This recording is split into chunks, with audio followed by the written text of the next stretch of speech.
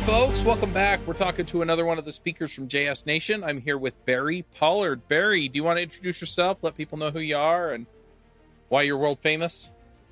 World famous, that's a bit much. I'm Barry. I work in the Google Chrome DevRel team, specifically on web performance. So I help manage the comms for the Core Web Vitals initiative and do a lot of trying to help make developers make their websites faster. Right. I think I saw on the JS Nation site that you are speaking about Core Web Vitals. Do you want to just give people kind of a 10,000-foot view of what Core Web Vitals are so they kind of know what your talk's going to be about? Sure. So about 3 years ago, Google introduced these Core Web Vitals. These are 3 metrics that we use to give an overview of how fast or how good the user experience is for a website. The idea of these were they would measure different things. So there's LCP, or largest contentful paint. That's our loading metric. It measures how long the largest element takes to come onto page. That's typically a banner image, maybe your headline, that sort of thing. We have cumulative layout shift. That's our stability metric. So whenever you load a page, you start reading an article, an ad comes in, you lose your place, or you go to click a button and it shifts somewhere else and you click the wrong button. That's my favorite one. It's really annoying, right? And don't think anyone's really tried to tackle that before. And finally, fade or first input delay. Though that is in some flux at the moment, but that's our responsive metric. So when you click a button, how long does it take until we actually start processing that event? So those 3 metrics are supposed to measure the user experience. They're measurable on any website, so it's not specific for conversions or something like that. It's very specific to your metric, but they're more general than that. And we give thresholds there of what's good, what needs improvement, and what's poor. And the idea is that we're trying to encourage websites to all meet this good metric. And then about 2 years ago, Google Search, which is a different department, it's not where I work for, they started using some of that as a ranking factor and as a way of encouraging sites to actually do it, which got a lot of attention and on web performance that maybe had been somewhat lacking before. Yep, absolutely. And we've covered this a bunch on JavaScript Jabber with various people from Google. So yeah, I mean, if you're looking for more content, we've got it there. But yeah, what specifically related to Core Web Vitals are you going to be covering in your talk? So we spent a lot of time, there's a huge amount of performance advice out there and lots of tools that you plug your website in that will give you 10,000 different recommendations. But we think it's often quite confusing. Some of those will have a big impact. Some of them maybe not so much. And the tools are very good and they try to measure and they try to float to the top which ones are more likely to have better impact. But there's still, it's quite confusing, particularly if you're the first time looking at this. You're not a web performance nerd like myself. Where do you start? So we spent a good bit of time doing a lot of research last year, analyzing a lot of data and coming up with our top recommendations. So we've got 3 recommendations for each of those metrics and saying, have a look at these first. They're relatively easy. They're going to cause the biggest gains that we think. And yeah, that way you're not going to try something, not notice any change, get frustrated and give up on the whole thing.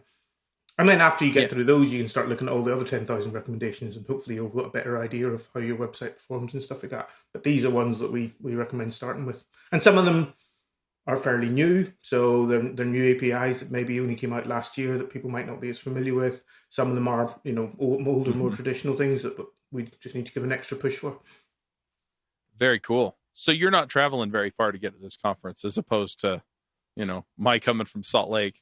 Are there things that you like to do in Amsterdam for people that are coming out? I love Amsterdam. I used to live in Holland actually when I was younger, a long time ago, whenever I was a kid. And it's a great city and it's really pretty and beautiful at night. But there's also quite a lot of conferences go on there. It's like an easy place to get to for Europe. So I'm actually going to be there. I was working out the other day. I'm going to be there about 4 or 5 times this year for various work-related things. Nice. And I was there 2 or 3 times last year as well. So I'm getting to know it well. Maybe I'll persuade Google to buy me a house there. And there you go. What's the best part of the city? Like, what do you like to do when you're there? As I say, walking around the canals at night is is really nice, and it's a good city for having a beer and having a chat with everyone there.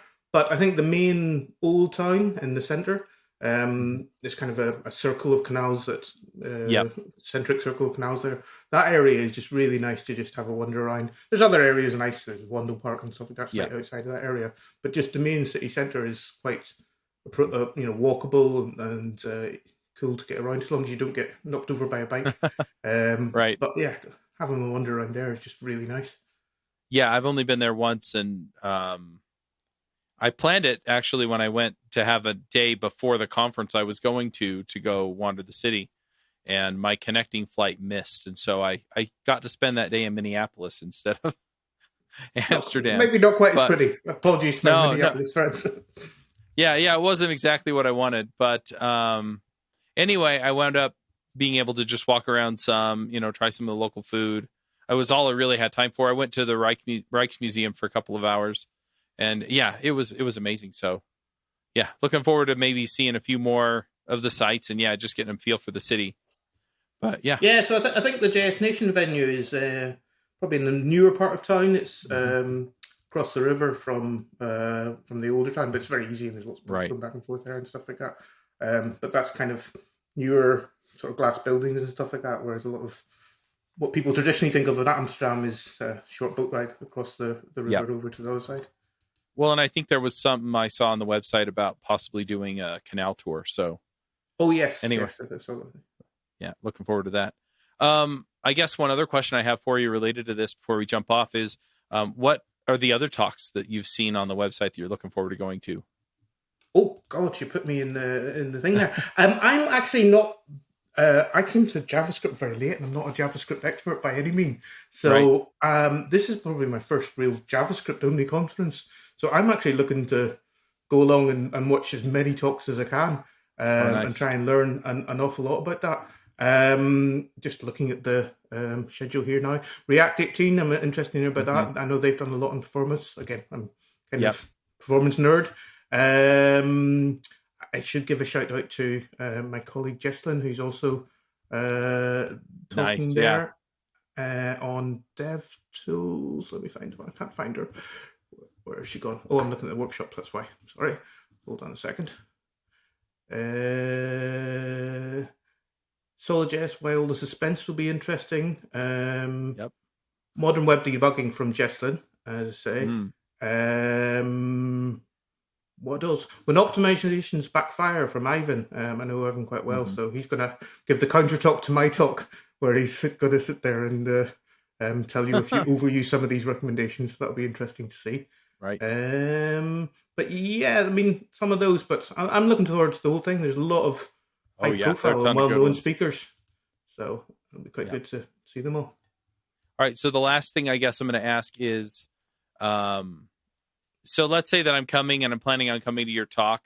Are there certain things that I should look up or get to know or be aware of coming into the talk, or is it pretty approachable for people who are complete beginners?